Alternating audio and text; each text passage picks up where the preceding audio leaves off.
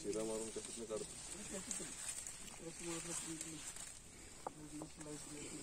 जरा कष्ट असतं कमी वयात म्हणजे नरम असेल ते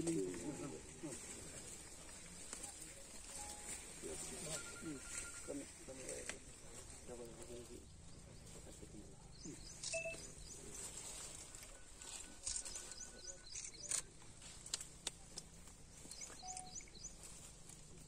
पलीकडे एवढाच एरिया आहे का?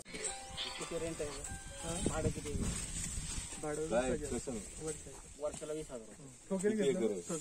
किती एकर? 3 एकर. तुझं किती एकर? माझे 6 एकर 5 एकर. हे सोडून काय सर, हे दुसऱ्याचं आहे. दुसऱ्याचं शेतात लावलं. केले यांनीच. त्यांना माहिती आहे का? कुठल्या गटात दोन गट तुझ्या ठीक आहे. जळगाव जिल्ह्यातील चोपडा ग्रामीण पोलीस स्टेशनच्या हद्दीमध्ये वाळकी या गावाच्या शिवारात एका शेतकऱ्याने जवळजवळ 3 एकराच्या अंदाजे 3 एकरवर अफूची शेती केल्याची माहिती पोलिसांना मिळाली होती.